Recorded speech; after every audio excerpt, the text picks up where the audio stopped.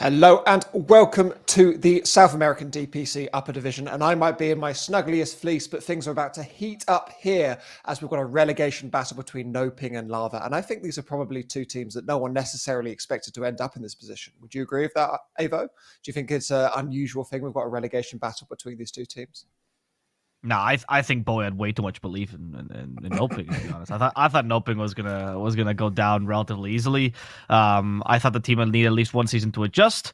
I thought they were better than SG, but if Brazilian Dota has struggled last year to really keep themselves even in the upper division, I wasn't expecting too much from them this year, to be honest. Despite I thought the SG was a really good team, I thought they were more unique. And in the case of Lava, I didn't expect them to be relegation, but I was surprised by their decision to continue together.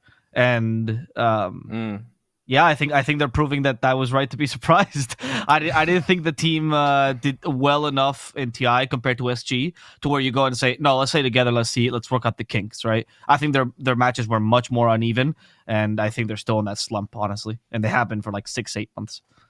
But it's a big slump, I mean, obviously they got last place at TI. It was a really rough tournament for them, but they've done so well at previous tournaments and done well so relative to the rest of the South American pack that this level of collapse, this must be unexpected, Bowie.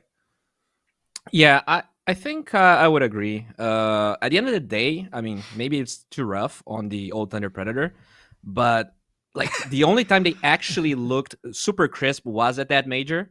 So, like, is it really a slump at this point? Or, like, should they... I really feel like there are, especially draft-wise, there's a lot of things that I would like to see different from them. I was actually checking the stats, and out of all the teams in the DPC upper division in SA, they actually have the highest amount of unique picks out of everyone. So they play 9 games in 4 series, and they have, like, 37 picks out of 45 possible ones.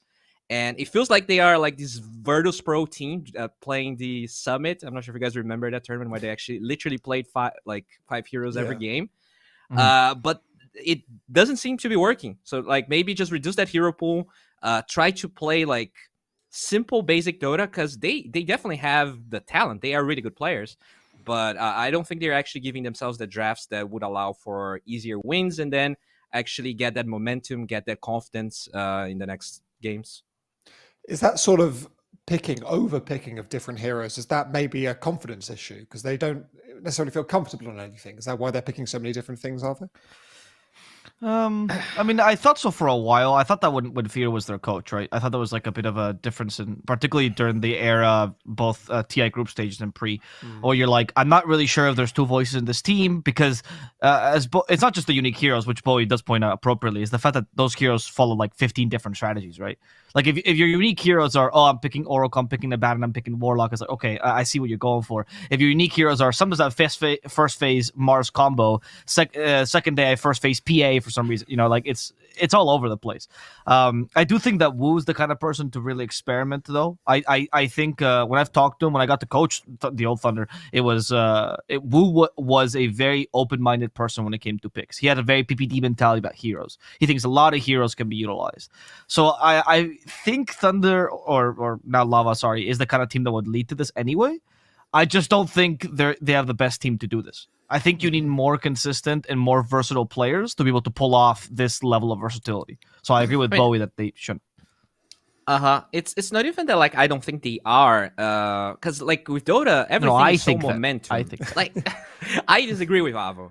I think they do have the talent, but they might be in a slump, right? Confidence actually can change the outcome of games significantly. I think people really underestimate like how 1 or 2 losses can really mess with players' mentality, especially if they don't have this like safety net of like a psychologist or they like really trust themselves. They have this background of winning a lot of things. Puppy can draft like weird stuff, lose last in a major, and still look well in the next tournament. But I think with a lot of these SA teams, especially after the results that they got in the at TI and not splitting, as Avo talked, he was surprised by that. I think their confidence is shattered. And so just by reducing hero pool, like it's easier to see what you did wrong, right? Because you have similar games with similar heroes and you can compare things, and it's easier to like have a strategy moving forward. Right now, it That's really true. Feels like they're all over the place. Do you know them as players who were affected by confidence? Because I think I met quite a few of them at the summit they were at a number of years ago, and they were nice boys, but they didn't seem. I mean, they're young boys away at a big land for their first time, but they didn't seem like these cocky, confident players. Do you agree with that assessment of them? They might necessarily need a bit of a G up in terms of results. Oh, I don't think the team is like that. I think one player who is the pillar of the team is like that, which is Leo Style. Leo Style is 100%. I mean, when you saw him in the major, and even when I was talking to Fear during the TPC, he was telling me that in the scrims they were doing really well during like pre-TI. They were actually doing really well. Why? Because Leo is carrying them. He is 100% the pillar of the team. He has always been the pillar of the team. He was during a time their best player, arguably, and I still think he might be. And he is by far the most feast or famine kind of player, right? With the problem with a team like Lava is that also you have two players, both Minos and Frank, who don't speak. I think that's the best way to say it. They just don't speak.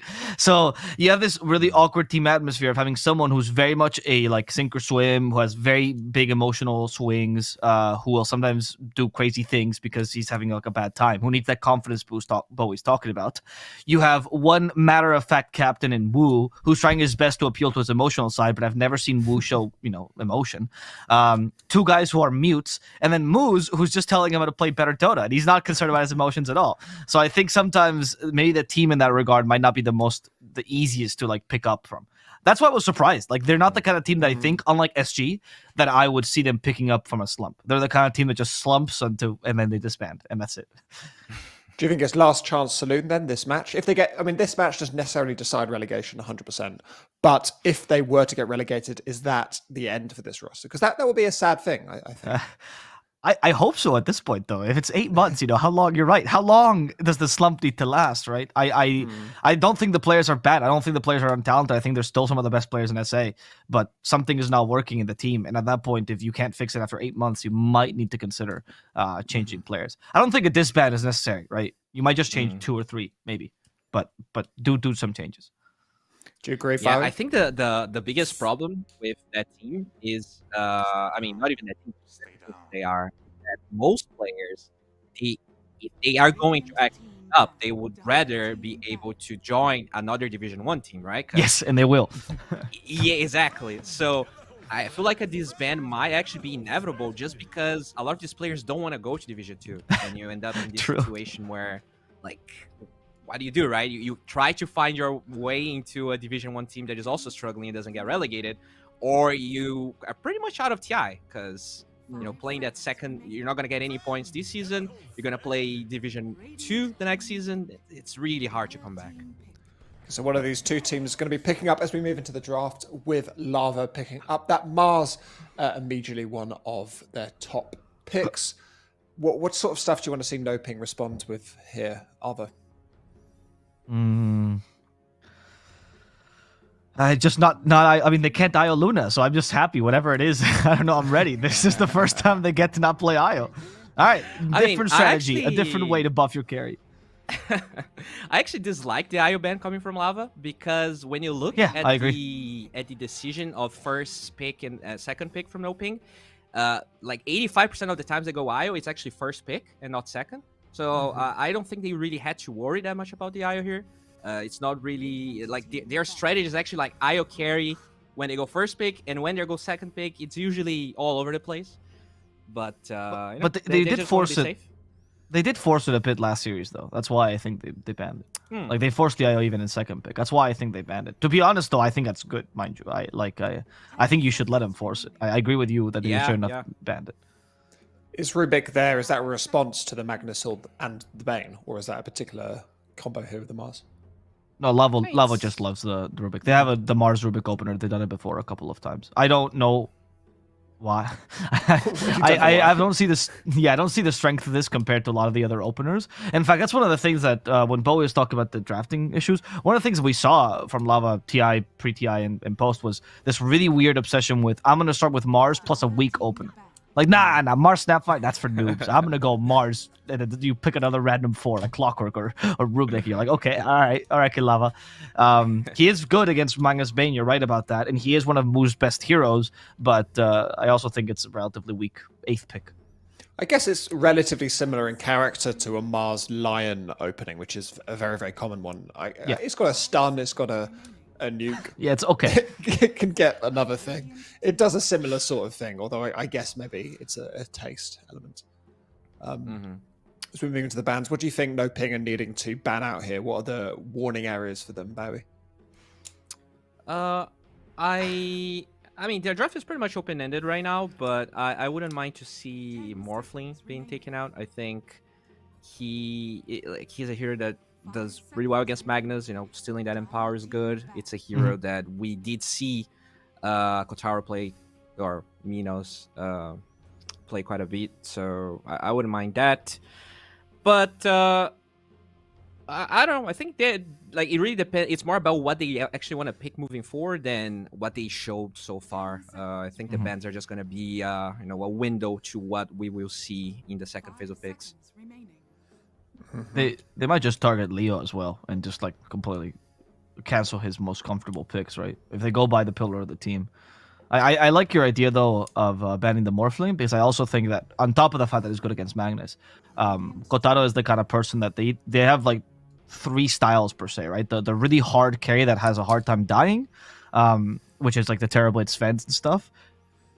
The style that loses them the game, which is a carry that has much more specific execution, and Kotaro at one point will press that one extra click that will lead him to his death. And then the third one is Morphling, right? Morphling is the one that I think he's most comfortable with, being an aggressive carry player, but at the same time also does not die with it.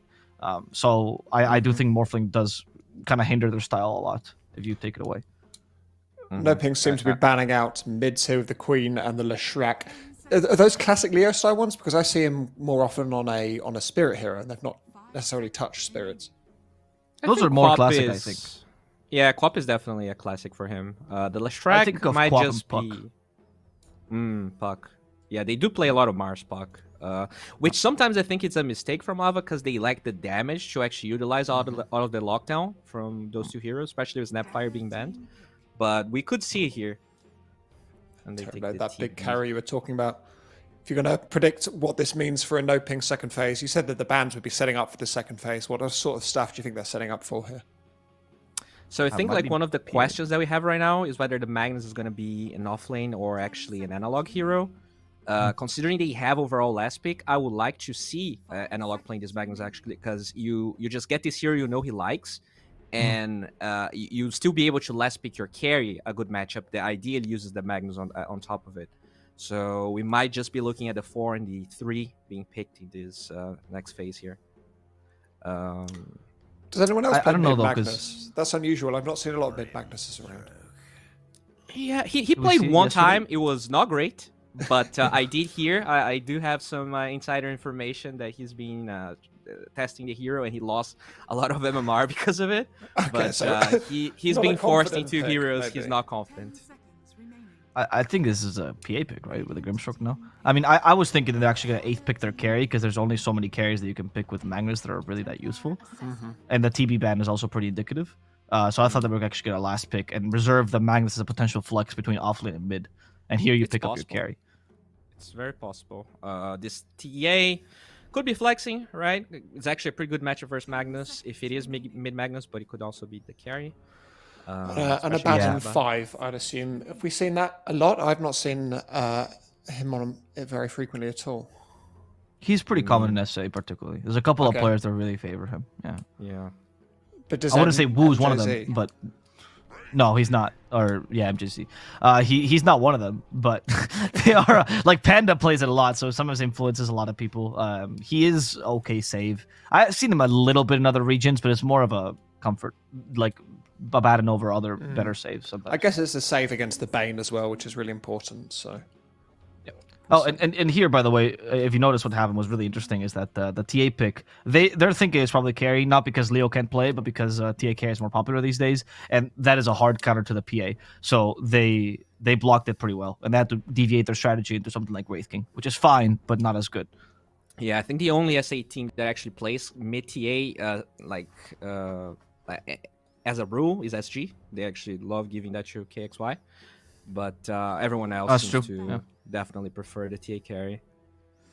They're gonna ban. And I think Kotaro is a good TA player as well. I think it suits his style. It's like I forgot about it when I was talking about his carry styles, but it's like his morphling, right? Where he doesn't die, he plays aggressively. It's pretty good. I love these lava bans. They're so inconsistent. Normally people ban a single type of hero in a phase, so they ban out all the carries. They've just kind of banned support, carry, offlane, back to mid. They're banning everything, a wide palette of different heroes here. Tight ban. So last picks, Lava banning out the Invoker and NoPing banging out that Tide. That's a curious one. Do they think mid-Mars here? Yeah, it's possible. It's actually very powerful depending on the matchup you're against. So, like usually the third phase of bans is really like just ironing out everything about the draft. It's not necessarily about like, okay, we're sure they're going carry, so we're only going to ban carries. Like, it's just to make sure that there's no flags or anything that can really shake things up in the last phase. This might mean they're thinking of Magnus mid, though, because that is a bad matchup for Magnus, right? Yeah. So if either that, I mean, Mars is actually surprisingly good amount of matchups in mid. Most matchups he actually kind of wins. But if you're a good mid Mars. But I do think that Magnus is not a very good against Mars. And they're trying to prevent that mostly. Lava don't seem to think it's going to be a Magnus mid, though. We'll see now. With this ban, maybe they rethink it. Because they banned the Invoker, which makes sense to me. I think Invoker is really powerful here. The bat. Okay, no. They also don't think it's a Magnus mid. Sometimes what you don't think is what can hurt you the most. So we'll see. Final ban out here from NoPing. Which is the Timbersaw, another offlaner, very much going for that mid-Mars. Let's see if they're right. Any snap picks predictions here, Alvo? I'm not sure. I'm thinking of if they're right, to be honest. That's what I'm considering. Is it worth putting the Mars mid? Because I don't love the Mars mid against the Wraith King, to be honest. I don't think he's the kind of hero you can set tempo with, which is what Mars tends to try to do from the mid lane. I'm scared for the Rubik here because I think if they go for some weird offlane hero on Lava, the lane might be too weak because you are playing against a Wraith King Bane, which is pretty strong, honestly. So if they do go Mars mid, is there even an offlaner that like is actually really good and still left? Because pretty much everything else is banned. It was Tide, right? Tide was the one that like, okay, I can see the justification for Mars mid and Tide offlane. But now I'd rather see a different mid laner that's just good. Yeah, the Rubik would be like kind of like covering the Tide, right? You see the Mars, right? All right, it's off lane, then they go Tide, and it kind of breaks your ankles. Pretty much all the Storm, the Spirit heroes are left in the pool here, so they have a wide range of choice for mid lane. They will pick up that Beastmaster, presumably taking that off lane, leaving the Mars mid. Do you like that, Bowie? It's good. Like, it actually kites the Wraith King. They don't have really good answers for the board. Bane doesn't really do that much damage to it early on, so it's fine. And they are Radiant, so it actually really cements their vision of Roche. It really cements their Roche taking. I think there's definitely some cohesion there. I'm scared a little bit for the lane, even though like they don't have an answer for Beastmaster. Rubik isn't a strong support in itself, but I really like the overall concept. I think it's pretty balanced. Do you agree, Eva? Good tempo. Good tempo. I like the Beastmaster a lot. I mean, I agree with Bowie that Rubik is not such a strong laner, but Beastmaster should have an okay lane because Wraith King and Bane suck against them. Maybe they put the Grimstroke now with him just to deal with the boards. We'll see. But the Beastmaster sets a really good tempo with TA, and he's part of this new resurgence in offlaners where people have figured out what do I do against Razor and Kunkka carry? Oh, I just don't play the lane. That's what people have figured out, and Beastmaster is one of those heroes because once you get Helm of the Dom, you will push that tower. Whether that be rain, sun, shine, doesn't matter. Like, Beastmaster will take that. And that's really useful, especially when you want to set tempo with TA and Mars, which are very dependent on that. They're like 50-minute heroes. We got to get going. So I like it. I think it's an overall really cohesive draft by Lava, actually. It's really good. I don't know if it's good against the opponents, but it's very good just the top side alone. Well, we've not finished the opponent's draft yet. We've still got one pick left to go. Bowie, why don't you talk to me about how NoPing are going to be looking to round out this draft? Which they're going to do, so you don't have a chance. And they're rounding it out with a Sand King. Chucking that Magnus mid you've been talking about. Very good call there. Do you like this? Yeah, I'm fine. I think. Look, don't let my tone of voice confuse my what I want to convey here. I think the Sand King is really good against TA, so you do have that refraction taking. The lane itself, Really depends on that sentry battle in between Monster and the support on the side of Lava. And it's a hero that can actually defend towers really well. He actually kills the Beastmaster units. I think it's okay. It is a little bit Bowie. lane dependent. Bowie's. I'm sorry to interrupt. Did you see the names? No. The names are not incorrect, are they? No, look, go back. Yeah, look. Abaddon carry. What? Sorry, Rubik carry, Abaddon mid, Mars support, Templar second support. There's no way. No, they must be doing some sort of swap here. There has to be a problem. Well, you can't swap anymore, can you? You can't swap anymore, yeah. Yeah. So they're playing a TA 5. 4. No, TA 4. Right? Oh, no. Or is Katyu... Katyu is MJZ. MJZ. It's there you okay, go. Okay. There's a connection. Okay. I was going to say, We're wild. No way. Because I was going to ask you to actually, talk us through that draft. I hate this so much, actually, because once you do that and you have to create the all-pick lobby, the stats for the order of picks and everything else gets lost, and it's so hard to get that data, and I am a nerd for that sort of stuff. And this is like the 4th or 5th game in SA where, like, for some reason the lobby gets to be recreated, and all the information gets lost. I'm sorry, guys, just a rant, but I hate when this happens. I think you should be grateful because Dan was about to ask us, what do you think of these picks? And then all of a sudden we're going to pull some stuff out of our rear end, trying to justify a TA4. And then we look like fools when we realize it's just a lobby crashing. Okay, so I'm pretty happy that it crashed so early, Bowie. Think of the bright side. Just as a fun exercise, we've got a couple of seconds here because the lobby's being remade. Although, why don't you talk me through a TA5? Why would they pick a TA5? What's the point of that? Right. I mean, the traps have a lot of range, right? So you have that slow from very far away, first of all. She trades well, right? Refraction. Trades better than most supports. She's like a Pango 5, but without stuns and slows and a disarm. But you can even solo Roche level 1. Not solo Roche, but that, lots of minus armor. So if you get the Beastmaster, you get a Blightstone. You probably need a Lone Druid to tank the Roche hits. You can get Roche level 1. Okay, let's talk through the actual draft then, Ivo. Why don't you talk us through this lava draft? What does it do well? What can we expect to see it do in this game 1? I think it has a very explosive timing. It's very good at like minute 15. If the lanes go well, they probably would have taken tier 1 bottom, ideally tier 1 mid as well, because it's a Beastmaster, so it's not unlikely. And you're roaming around the whole map, starting to get kills everywhere. You can sweep easily with smokes. Your carry can be much more active. Your carry ideally has the 2 basic items of the TA, which is Desolator Dragonlance these days, and you're pretty much good to go for the next like 30 minutes. Then you fall off a little bit. I don't think not that much, to be honest. I think TA actually holds her own for a while as carry. But if they use that explosive stance, they could literally steamroll NoPing during that time. And Bowie, what can NoPing... Go ahead. Yeah, like a question that I have about NoPing's draft is actually how the Wraith King is going to itemize, because you do have a lot of physical damage coming out. So you could make an argument that Radiance is good, not only because of the mischance on the units and the TA, but actually breaking the refraction. But at the same time, you have a Magnus, so usually you want to go for the right click and building up the stats for the Empower. So that will be interesting to see. I think regardless of what the of what the Wraith King does, he's gonna go Armlet because of the armor against TA and just it's a good item. But after that, he could go Radiance or he could go Dazzle Blink. It really depends how the lanes go, how confident they feel in making moves. So that's gonna be interesting. And for NoPing, Bowie, if you talk us briefly through that draft before we start, is it just a case for them to resisting this lava pressure and sticking to the late game, or do you think they have particular objectives and moves they're going to be working towards in the first 20 minutes of this game? No, I don't think this is a game of like, let's just wait for 15 minutes. It's obviously going to depend on the lanes because the power spikes, as Avo talked about, come really fast for Lava if they do win the lanes. If it's kind of even, it could really go both ways. I can see them, getting a blink first item on that mag and try to really up the pace of this game.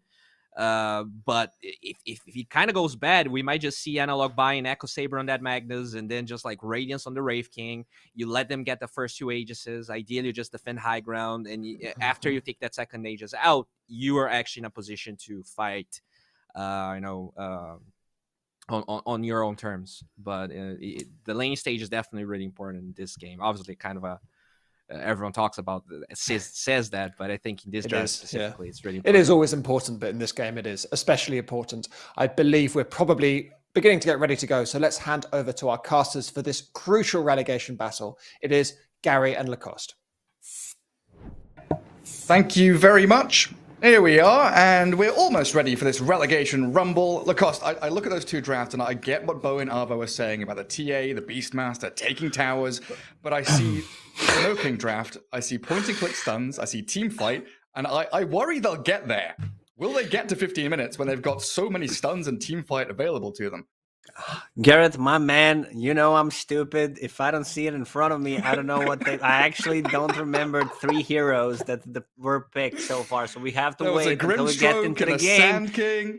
and then I can start talking about the draft. Because right now, no, I remember Grimstroke, Bane. Not sure who had it, but yeah, it's just how my brain Deep works. into your mind palace. Apologies to Go viewers. deep. There we have it. Mars 4.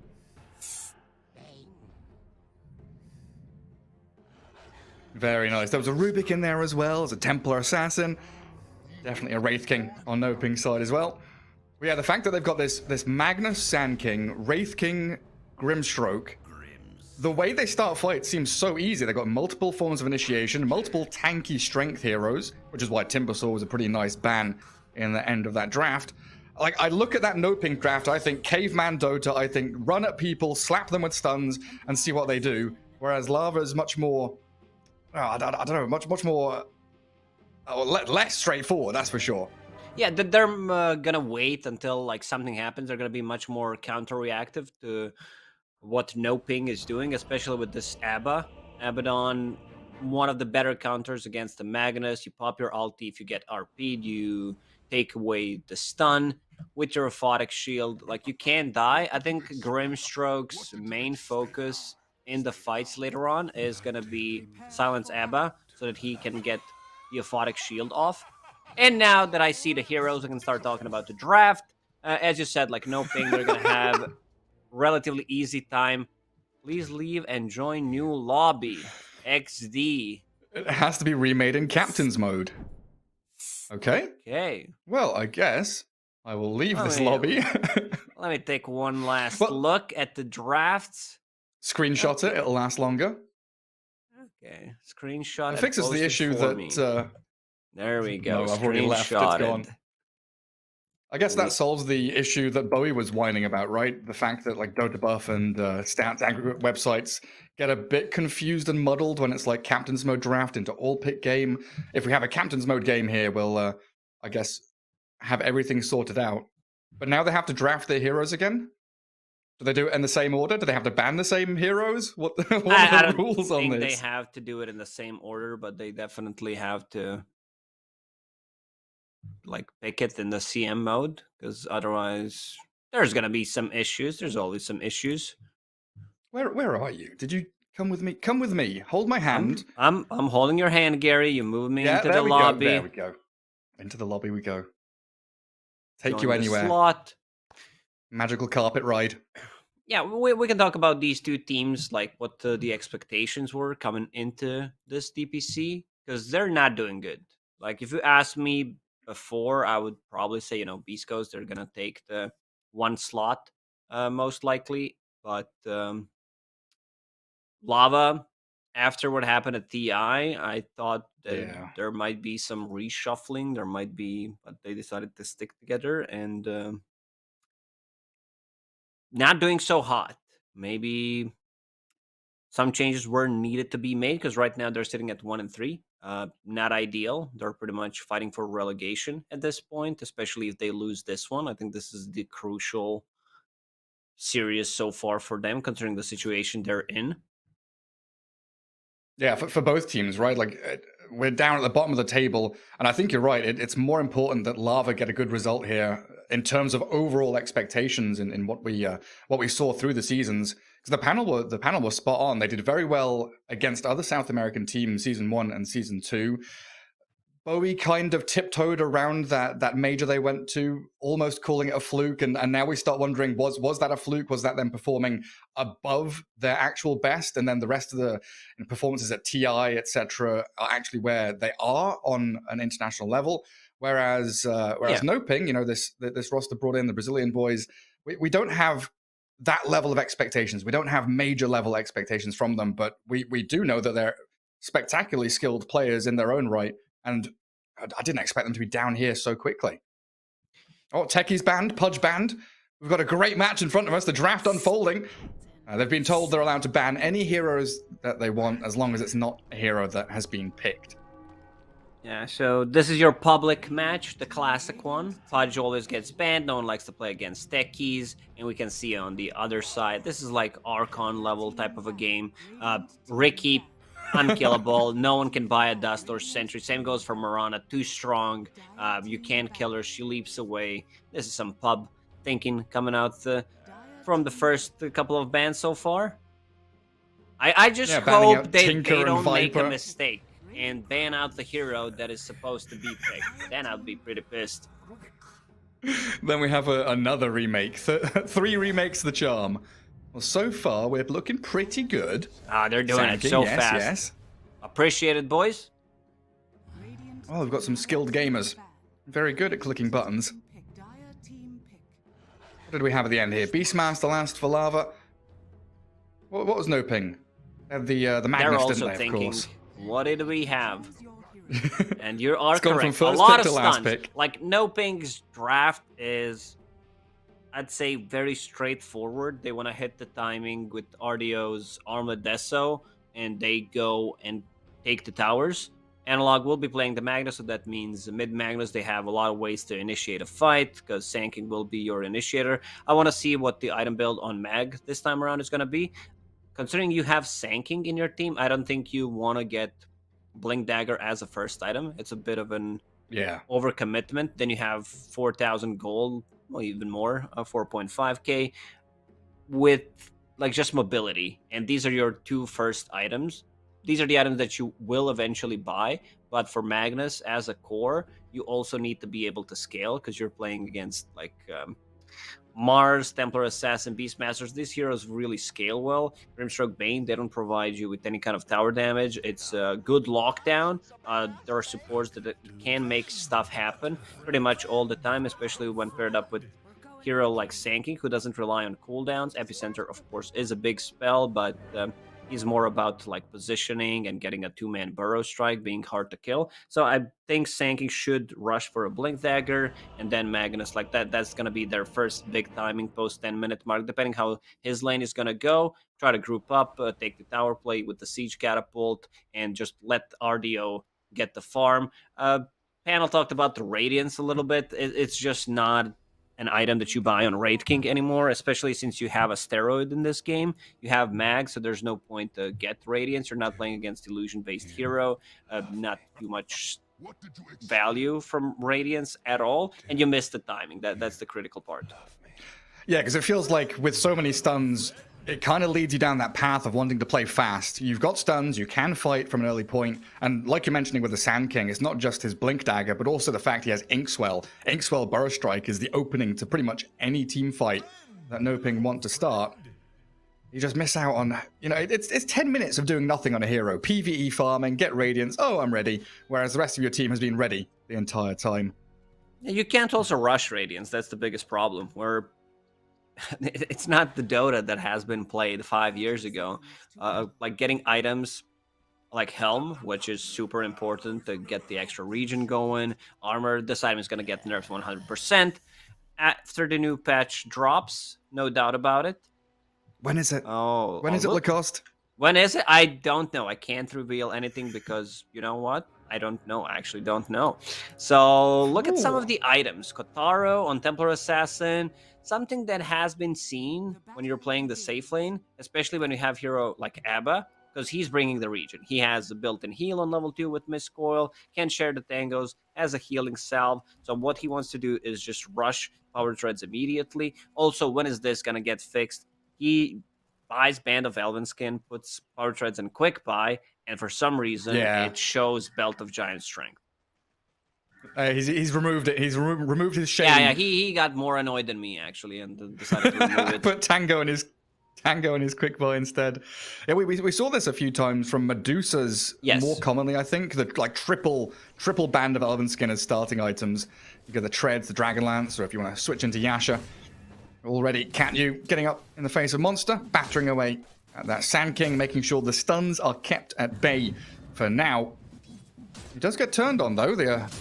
Bad and down bottom. Yeah, he's fine. Abba did a Walked good it off. job.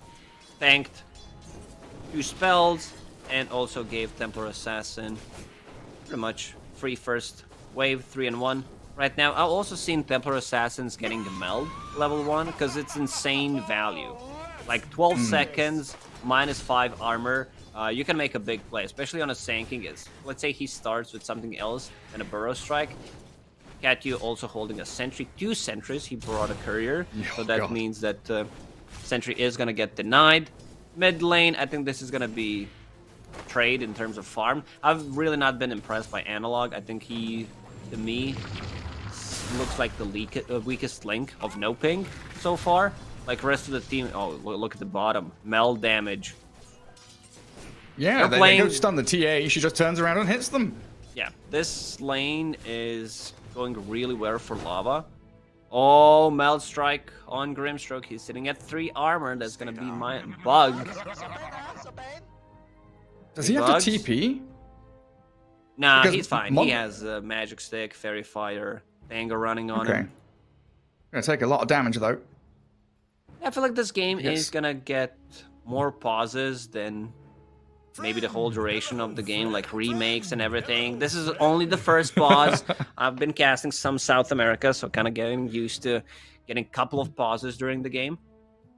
It's funny, right? We didn't have our traditional pre-game pause when we end the draft and go into the game itself. Usually we have a solid 2-3 minute pause. This time it was 2 remakes instead. But yeah, that mid lane, Analog 4 CS against the Mars, who is 8 and 4. Denies from Lacoste coming out pretty nicely there. I mean, is this down to Mars having better attack animation?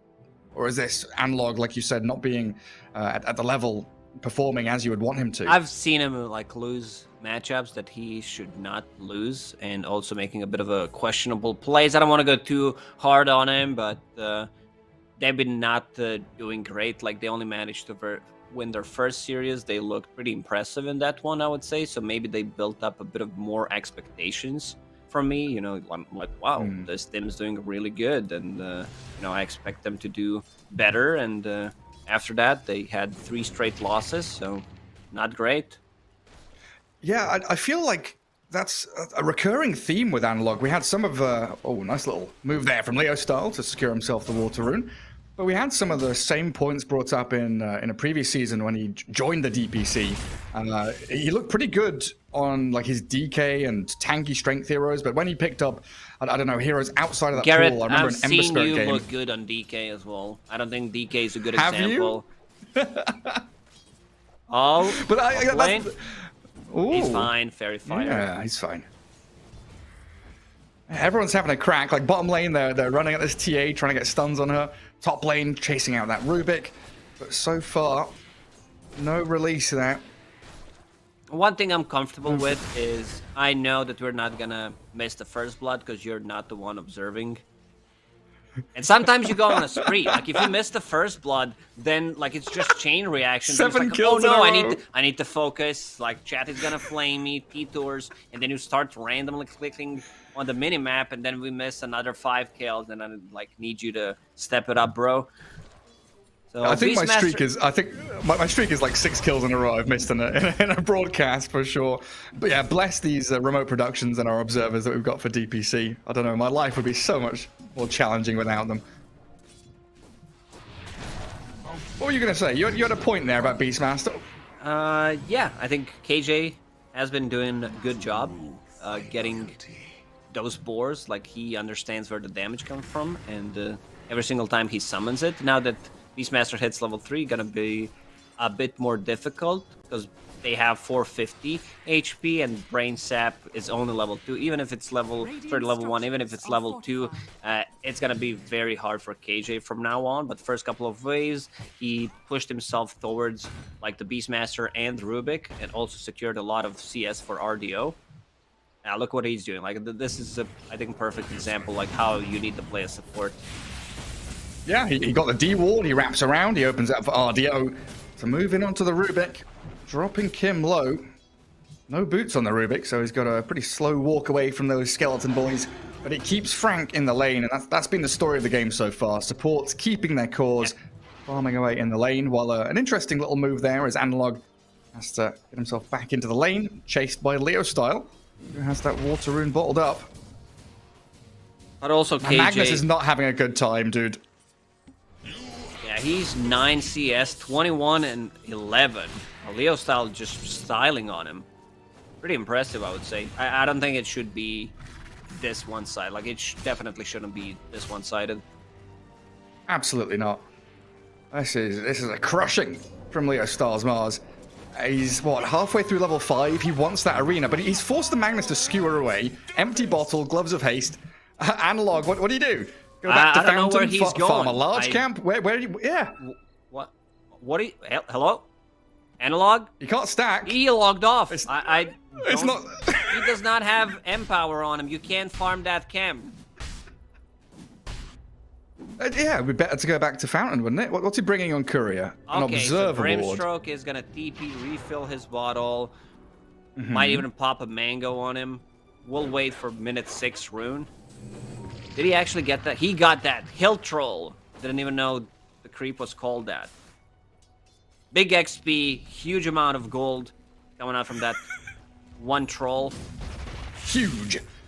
But look at this concerted effort now from Lava. It feels like they got the memo of Leo Styles dumpstering this lane. Let's make sure they don't come in and kill our level 6 Mars. Let's put 2 heroes here with a catapult wave and try and secure some damage onto the tier 1 mid.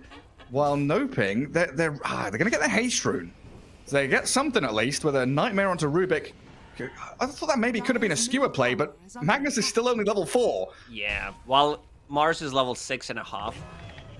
Good reaction. 2 supports from NoPing had a good read what's going to happen, so they rotated and nothing happened, which is good for NoPing, because Mars had kill potential there. Like, there was a kill threat, especially with the catapult. Arena used. He's still going to go for it, hey? Yeah, and Back stuck onto inside. the walls. He's got a haste and a fairy fire. Bottle charges to go. He skewers the Mars back under tower, and he pops that fairy fire to survive and sprint away. If that's any other rune other than haste, he definitely dies there. Q will pick up bounty. He might be in trouble here. Oh, do we get our 5 first seconds. blood? Yeah, this is first blood, I think. 7 minutes in. One more touch from Analog should do it, but he's got another shield. Skewer misses. Oh, he's on the run. Shield's going to pop in a second. He wants to try and deny to neutrals, but first blood is grabbed by Analog. Something finally going his way. Yeah, he definitely needed this one. Managed to pick up the rune, the 6 minute. No, he actually did not pick it up. Never mind. And yeah, haste was still running. Grimstroke was being in vicinity and decided to make an aggressive move. But still, Leo style, if we swap the net worth, 3,100 against 2,300. Big difference. Theo going to drop to Katara there as well. Just going to come to that TA as well. RDO dropping very low top lane. The boar slow, but he does have reincarnation. Now the tower pressure from Frank. As Lava move into the dire triangle at the same time with Leo Style and Cat U spotting Analog. Just gets his skewer back up with the He does mana not have refreshing on him. boots. They have You're arena, right. like they're gonna go for it. They found him. Trap him inside. Claim his life. Tracking back on that Magnus, who is, you know, he's level 6 now, but really not having a happy time. TA trap onto the Grim now. Inkswell turn around. Too much damage Another from trap. Kataro as Monster. He burrowed into this and he doesn't have Sandstorm. It's going to be a double kill for your Templar Assassin. Even with Vanguard, he drops so quickly. Kotaro is gonna be humongous this game. Like, he's gonna be very difficult to deal with. They don't have overtime damage other than Sanking, so if Sanking's not having a good time, that's gonna be really problematic. Also, I just realized you can't spell Kotaro without TA, if you know what I mean. That's Very absolutely right. interesting. Very curious indeed. 5,000 net worth on that TA at this point as well. Jeez. Dragonlance swing into Deso. Farming away incredibly quickly. While Leo Style with an Invis rune. Level 8 Mars swinging up towards top lane. Monster's planted himself here to try and defend this tower against that inevitable Beastmaster push. But he And doesn't look at Leo's expect style. Leo to come in He's from the ready to right-hand go. side. Straight in there with a spear. Good sentry pre-placement by Kim as well. Drag back Monster, force the Burrow Strike, and just whittle him down little by little, but no more reveal. Can't see him under the sandstorm anymore, and they missed that secondary spear. So Sand King survives. I think maybe Mars needed to use Bottle once on Beastmaster to have Roar. Beastmasters, like, they don't have mana. They, like, if you check the way they play, they're always on, like, 20% mana. Especially early on. Now the Helm of the Dominator is finished, has that Centaur Conqueror, but definitely you need to bring, like, either a Clarity or just a casual Sage Mask. Sage Mask has been very popular, even on carries. Like, I've seen Medusas, I've seen Drow Rangers just keeping the mask and then selling it a bit later. Also, Catyu on the super bottom. cost efficient. Yeah, he's one of the better heroes, Abba, to just soak up the experience when they're trying to push the wave. I would say Abba, Beaver 5, and Winter Wyvern are one of the better ones, where you can't die, especially if you hit level 6. Catyu doing a very good job trying to manipulate the wave. Needs like 1 creep to get level 6. Might not even get it. RDO. Oh. Yeah, that final crit destroys the Abaddon. I was watching that XP bar for the Abaddon, so close to having borrowed time ready. There was also a little attempt top, it looks like, to try and dive as they get their arena back and take down Leo style with that nice grip. And log chased by Kataro. Templar Assassin enfeebled, but look at that right-click damage. They need the Nightmare to delay the TA and slow a Rubik with a quick stroke of fate. I mean, TA is gonna have 11 minutes, Dragonlance, Power Treads, and a Deso. Oh.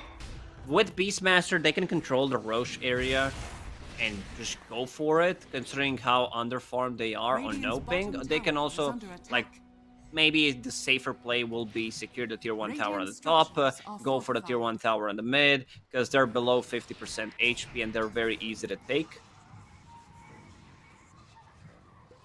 It does feel, though, even with Leo Styles' very early, tremendous lead, net worth-wise, he's now slipped behind that Magnus. Oh, Roar. And a kill on Monster. It seems like Sanking got surprised that other team can buy dust. Like, oh, it's 11 minutes. They cannot have dust at this point. It's illegal. I don't know what he was thinking. Also going for Vanguard as a first item. And personally, I think that's a big no. I talked about them hitting the certain timings because Magnus is going for Echo Saber, which I think he should. Like, he needs to be able to scale, something that I mentioned. But this is gonna delay your Blink Dagger by so much. You need to play with 2 supports. Like, they need a hero to play with. Because Magnus, he still does not want to join fights, and this should be a free Roche for Lava with that freshly picked up Deso. Emperor Assassin will pick it up. That also means that second Roche will spawn 21 minutes in, maybe even faster, and then you can easily take that. Like, you just need to control the map, and they have the tools to do it. Yeah, because it feels like the Blink Dagger gives him more choices. Like you say, he needs to play with the supports, but Blink also lets you Sandstorm, blink away when you're defending a tower, or blink in, jump initiate, maybe play with the Wraith King, who has armlet phase boots now, so you kind of have a core who's ready to fight away, too. But you can't Vanguard away, that's the problem. Exactly. Like Vanguard, what's it going to do for him now? He Vanguard Sandstorm, yeah, he's he got the he gets a good epicenter. Burst strike back from the Rubik. They're going to kill off Kim with that tower glyph. Monster now helped by the grip out of Bane. Catches Katara, but a good arena. Nice turnaround, defensive play there as the Soulbind gets expended, but nothing chucked their way. Leo style looking to turn, and RP comes from the Magnus. They catch Kataro still. The Aegis taken out. And they spear back RDO. No real casualties from this dire side, though, and they're surrounding this Templar Assassin. They needed the Roar, and now Kataro gets to output his damage. Analog down, but another burrow back in. Allows RDO to open up on the TA, but they burst through them. TA's still alive thanks to the shield and the stuns coming from the rest of his team. RDO looking pretty healthy after that reincarnation. Gets onto that Templar Assassin, but Leo style, he tracks back, stuns him, spears him, and contribute straight through the Wraith King as KJ is left here, all alone against a Mud Golem and a Boar, but a good slow from that Stroke of Fate. Make sure that Bane won't be found by Frank. A big W for NoPing. Even though their carry died, they managed to take off Aegis, off Templar Assassin, and he might I think the situation for Templar Assassin in this one is you do not want to buy a BKB, but you might need to get it after a blink because they have grip, they have RP, and you also have Abba to try to protect you against these two abilities with the low cooldown spell. So I want to see if he actually gets a BKB in this one or not. Sanking did a good job. Like, see, he pulled off a good epicenter, managed to kill the Rubik, and also Rubik bought back, so his game is not going to be as good. Yeah, now just sitting up top, holding out on the wave. Him going to copy him, get the Sandstorm himself. Top jungle pretty much fully belongs to the Radiant now, though, as Lava get themselves into that outpost area. But we could see in that fight that just tremendous, overwhelming amount of stuns the Dire has. Catching and killing people isn't a problem as long as they don't lose their heroes first. The burst damage from TA Mars into a Raw target, for example, could give Lava the numbers advantage if they have the vision and if they start the fight on their terms. A lot of stuns, a lot of control from NoPing. You just need to execute properly. We still haven't seen like the big grip, like 2 grips with Soulbind or double Burrow Strike type of a thing. Still, I think we are in for a good game because NoPing, even though they're 2k gold down, now they're gonna have a big timing on Wraith King. I see that he's going for Heaven's Halberd. I actually like that quite a lot because most of the damage from Lava is gonna come from Templar Assassin. Like, Abba doesn't deal damage. If Rubik gets taken out, or if he does not have something like a Sandstorm, you're mostly gonna aim for Burrow Strike because that's your best ability to steal in this game. Either that or Stroke of Fate, but Stroke of Fate is a bit under-leveled considering like Grimstroke is not that high of a level. Bane's higher level because he survived in that fight and also has 0 deaths. Very nice from KJ, actually. Yeah, super good. A bit of a brute force move here from Lava, trying to take the tier 2 top, but the smoke from NoPing, it's going to be able to cut them off and get them out as RDO just takes down Catyu. Very speedy rating there, finding the lone support. It feels like Lava trying to slow this game down. Yeah, and now NoPing has Blink Dagger on Sanking. Their next big timing is going to be Magnus. Analog managed to recover relatively nice. Because if you check the net worth, Mars, he has Yule Scepter, a bit more like control, I would say, mana regen, gives him a bit of extra move speed, and has a built-in... Oh, they found him. The wraparound from Frank, perfect place, perfect time to roar and chain stun the Sand King as he tried to blink away. Gotta be careful. What does this lead to, though? They might try to go for tier 2 tower on the top lane. Templar Assassin, Blink Dagger done, going for a BKB. Okay, she feels like she needs to be able to control, jump the back lines on a Grimstroke and also not get hit by Sanking Burrow Strike, like the overtime damage, and also be able to fight against Wraith King. Wraith King doing a very good job not keeping up with EA because she's been off to a great start, but he's recovering, and also he wasn't farming as much with the Empower because it's a bit of a different story where it's not your position 4 or 5 or off lane, it's a core mag, so he also wants to get farm, and if he's going around chasing Wraith King, giving him Empower, that also means that he's not farming. Yeah, well, you're overlapping so much of the map where you want to be. He's done a good job with Skellies, though. Pushing bottom needs to be addressed by the Rubik. The rest of Lava gathering towards the Dire Triangle now, and that's what I was getting at with that top lane pick. Like, yeah, you kill the Sand King, you blow him up, show off that you've got so much burst damage, but with no Roshan and no real opportunity to go for tier 2, you have to find other objectives. In this case, it's map control for them. Move the Wraith King out of his farming zone as best they can. I feel like NoPing want to smoke. Yeah, they do behind their tier 2. They do have 2 blinks. Continuous fighting. This is their big timing. Like, they need to make something happen right now. Wraith King is level 15. Dead Habit's Halberd is going to do quite a lot. Since Templar Assassin does not have a BKB yet, that means it cannot be dispelled. Abbott's Aphotic Shield doesn't do anything against it. Smoke into nothing, pretty much. They're not going to find anything. Is Frank going to go up there? Nope. Sits in his triangle and farms. And this is the thing. Lava very good at just realizing they need to slow down, chill out a little bit, get their key items. That's when they're going to be the strongest, because the brute force, the stuns of this dire side is too much to handle right now. As we do scale up, you mentioned it's a great timing for NoPing. How do you think this goes 10, 15 minutes in the future? TA, Mars, Beastmaster better than Magnus, Wraith King, Sand King? Or is NoPing's teamfight going to last throughout the game? Leo Style is not going for any carry items at the moment. It's just Dual Scepter and Blink Dagger. I want to see what his next item is going to be. Because, like, when you play Core Mars, you want to get Deso most of the time. And since you have Templar Assassin, that means you're not getting it. So you need to find a different item build. So his next item should be a BKB into something bigger. But I don't know what that big is. Maybe something like AC. I wouldn't mind seeing that. But also, you're not going to be able to scale as much since you're skipping Deso. Beastmaster, he does the thing. Like, you can still get a lot from the Beastmaster if he gets something like Refresher, let's say. So you have the double Primal Roar.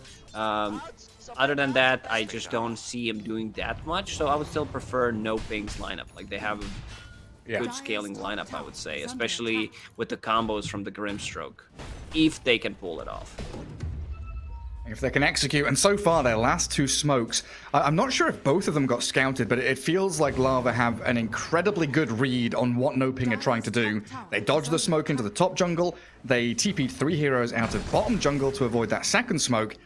NoPing chasing ghosts and finding no heroes to latch onto the past 3-4 minutes or so. And it's that waiting game around Roshan. A minute and a half until he respawns. And Lava decide it's their turn to smoke and look for a pick-off. Who's showing here? Wraith King showing on the top lane. Dire scan Roshan. It turned red for a fraction of a second there. And Magnus going to show middle, so the jump comes in. Leo Stahl, Yule's Arena Spear, catch analogs Magnus, and the TPs are coming in, but not fast enough. He dies. Is he going to have to? Because RDO's gone straight on in with Monster, the epicenter. He needs someone to get forward and help him out here, but they've got a BKB TA on the run, Soulbind expended as well, so Lava turning and ditching. You can leave the Ancient Black Dragon and the Boar for their own devices, trying to clear it up with RDO, but not quite enough damage there. So the initiation and 1 kill goes the way of Lava. I wanted to see a buyback there, and they go in, seek for a fight. They have so many stuns, especially if he buys back. With Blink Dagger's Skewer, he can set things up easily. There was Roar used, Arena was also used, and they procced Abba's ulti. So I think they missed a bit of a timing there, because Roche will spawn. Like, if they took a fight, they have enough damage. Oh, Black Dragon. Shield on a Black Dragon does not get there in time. 250 gold for NoPing. Big money. He's got his helm ready on Frank to go again.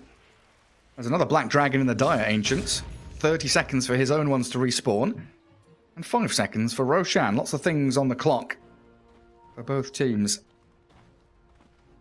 That's why we see NoPing right now, like dewarding, killing Hawks, keeping vision around Roche as best they can.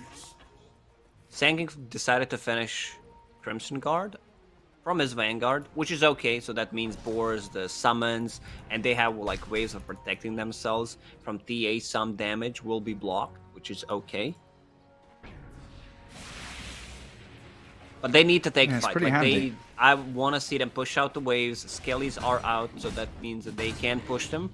And I also want to see them take this Roche fight. I just really worried how they're going to execute it. Because so far we haven't seen like big RPs. We haven't seen skewer backs. RDO is going to take the front line. AC about to be finished. So that's going to be another way of protection against Templar Assassin's physical damage. Yeah, delivered right now on the courier, it looks like. So another big item there for NoPing. They look like they were considering going Roche themselves, just put Wraith King in there, and maybe try and get the fight around him. Wants to get level 18 before the fight, because it's a huge difference. From 130 to 60.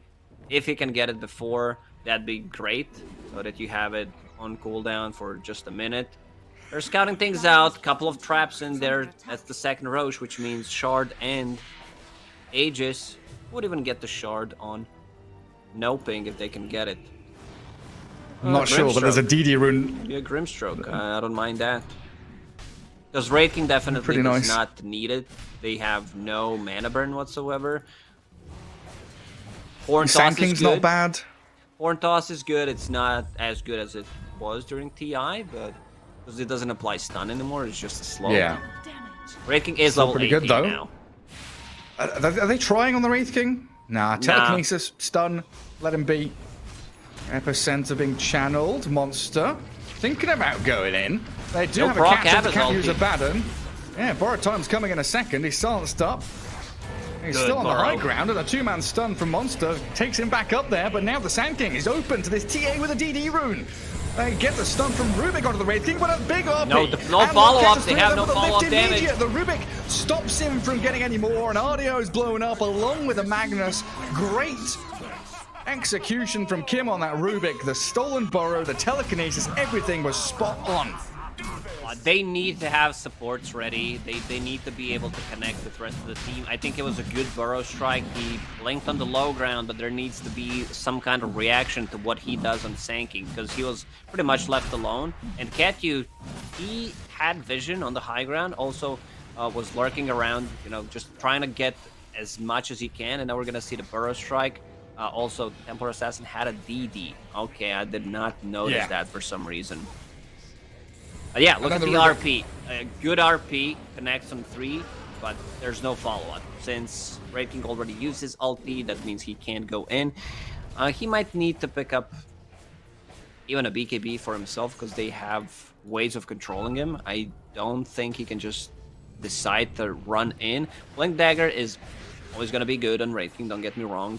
I just feel he needs a BKB to protect himself against Mars. Because if Mars uses Arena, all Raid King can do is just sit and either die second time or not being able to enter. Let me in!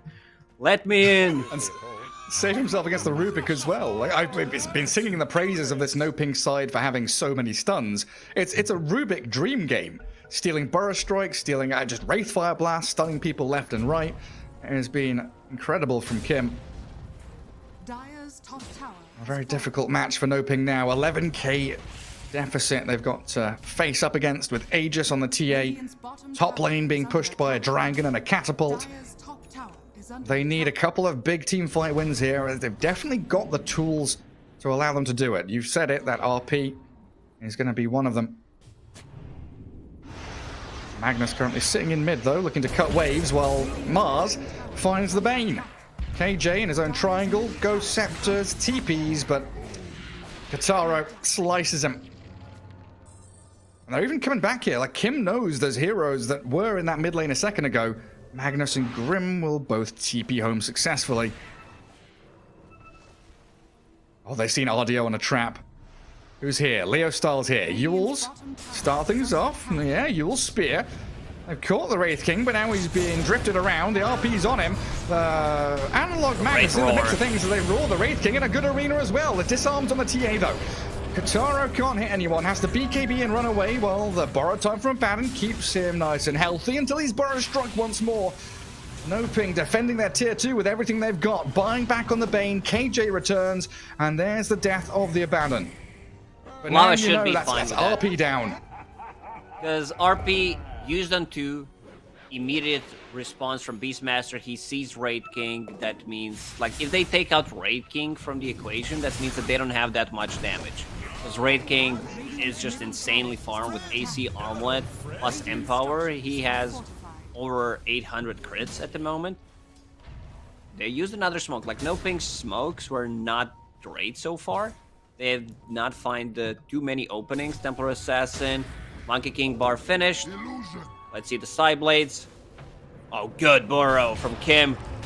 So good, isn't it? They nightmare the Rubik, and they've stunned up Kataro's TA, but Leo Style is still chasing. The TA trap slows down the mag. Another trap's there, ready to the right, but they grip up the Mars. Stolen. Rubik comes back in. He's burrowed, and he's got a grip ready, but he's been crit down. Slapped into the grave by Ardio's Wraith King, and Lava may be overextending a little bit too far. Leo Style and Kataro on the run for the tier 2 tower.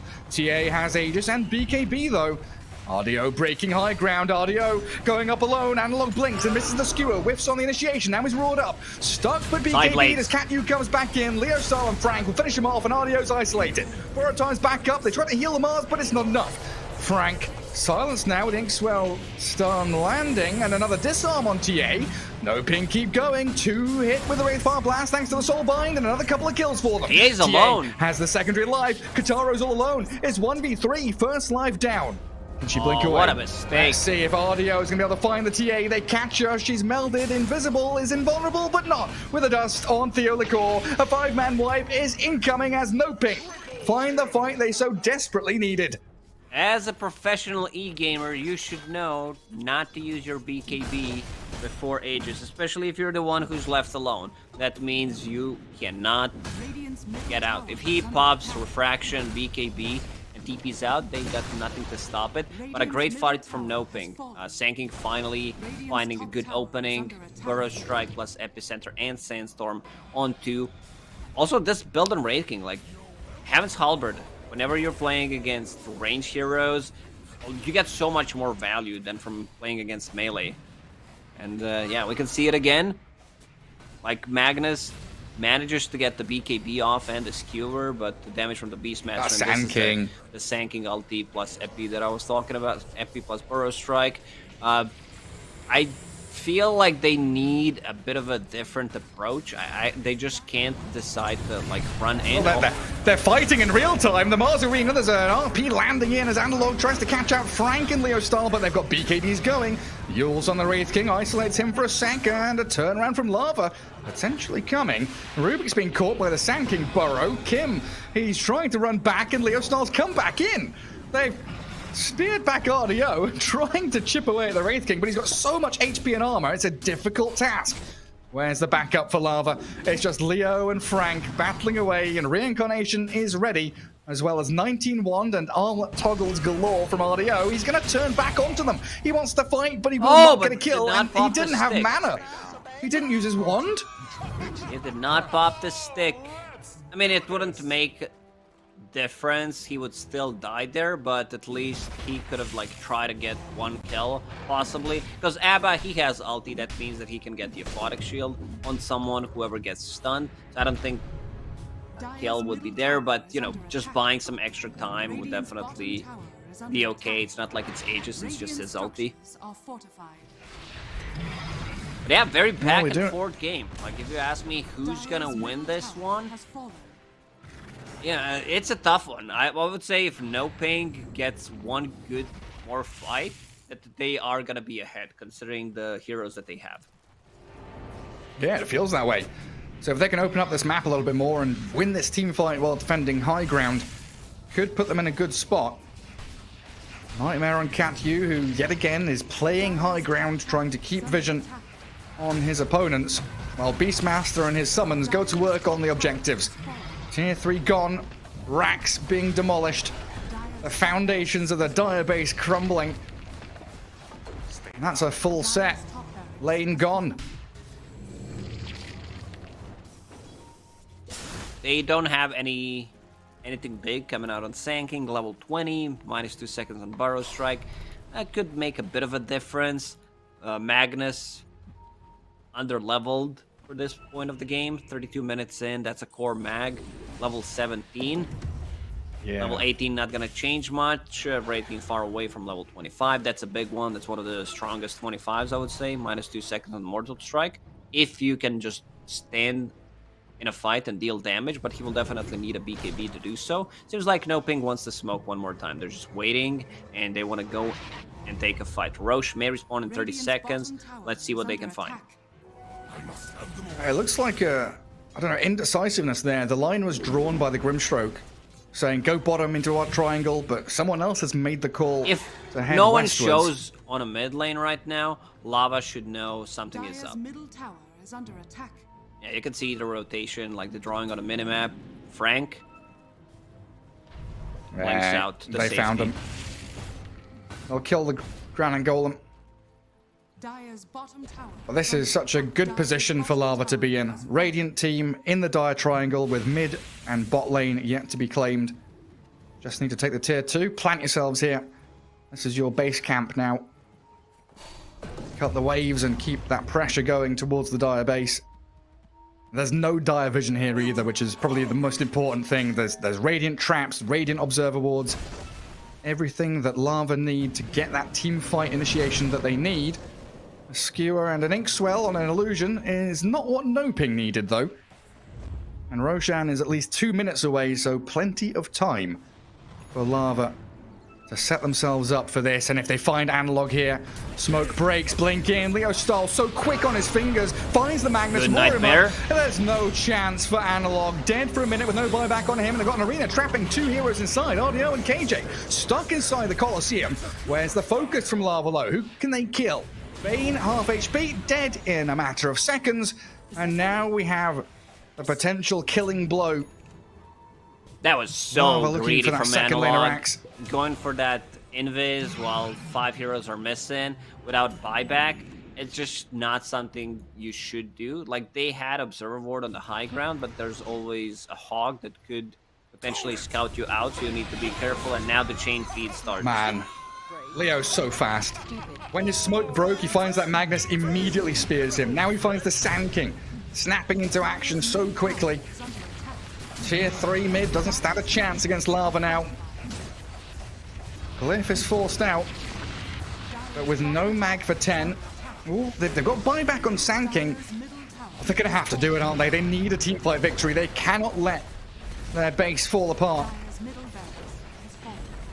There's still a tier 2 tower on the bottom. That means they can go in, but Lava, they wouldn't even go for it. They have eyes on Roche. For them, unfortunately, not gonna spawn for 45 seconds, so that means Sand King will be out for the next fight.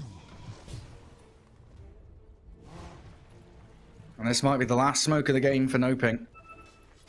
Frank shows on top, but the smoke breaks on Katyu. Full staff to the low ground. He's out of there. Frank bails. And yet again, no kill for the Dire. Oh, maybe on Frank. He's turning, thinking about roaring.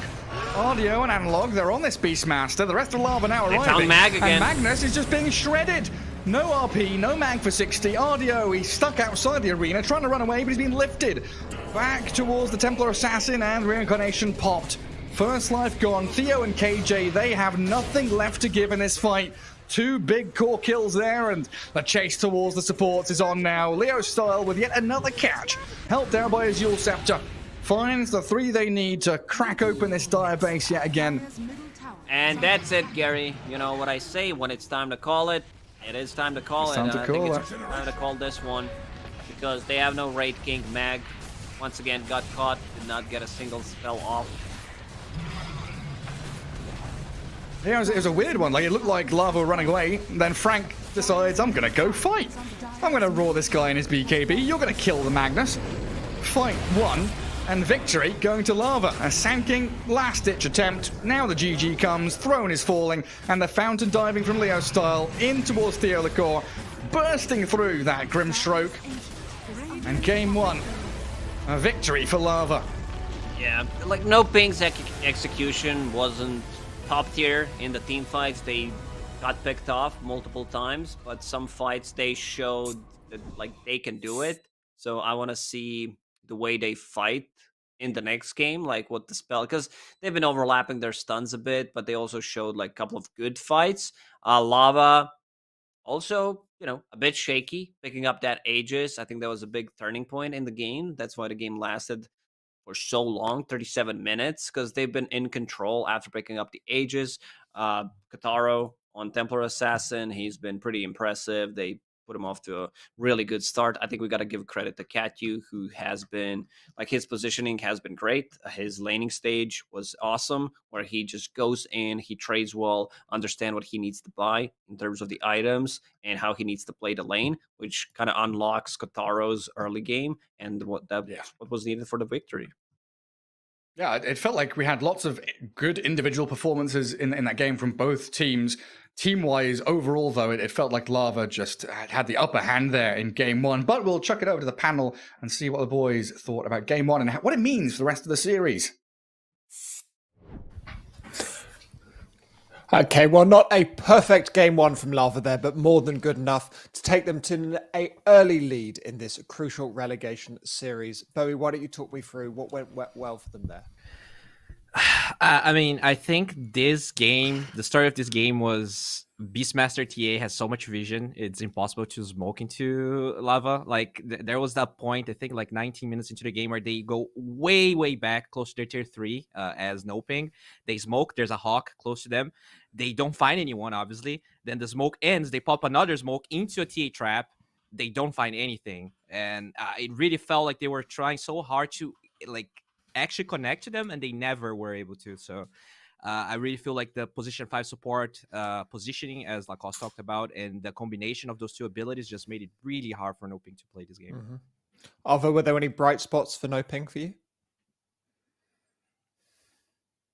They played to the strengths of their lineup.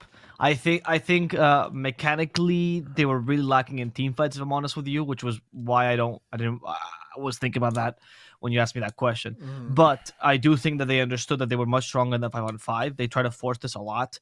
And I liked it that when we're talking about the power spikes, right, that Lava had, and we're saying, oh yeah, Lava has this really strong 15-minute power spike. And you asked us what does NoPing do then? And well, the answer usually that we're going to give you is nothing. Ideally, avoid them. But NoPing didn't do nothing. They actually went and tried to take advantage of their strengths. Partially the sanking, his defensive ability. Partially the fact that they have heroes to face tank, which the enemy team really lacked. They had more fragile heroes in that sense. And their initiation was, I think, in the right spots at the right times. I think they then performed badly afterwards in the team fights for the most part, but they had the right idea. In a big series like this, especially with two teams who are struggling, it must feel like a first game like this is a bit of a finding out, kind of a way of the teams to size each other up a little bit. Based off that Series 1, do you think NoPing should be worried for Series 2? Do they need to make radical changes, Bowie? Or do you think perhaps a slightly different draft, a slightly different play style, and they'll be able to triumph? I think they should be worried for sure. Losing this series really puts you in a rough spot. I think the most glaring problem I saw with NoPing, despite what I talked about, is actually Analog's lane. I think he got trashed against Dead Mars, which should happen, but not to that high of a degree.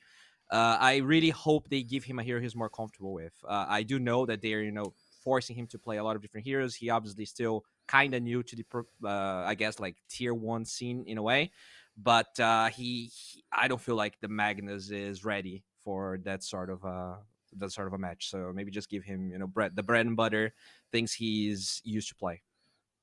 Okay, well, will NoPing's Inquisition bring out the comfy heroes for this game too, or will Lava be able to take it to a 2-0 victory? We're going to find out very shortly after we go to a quick break. We'll be right back.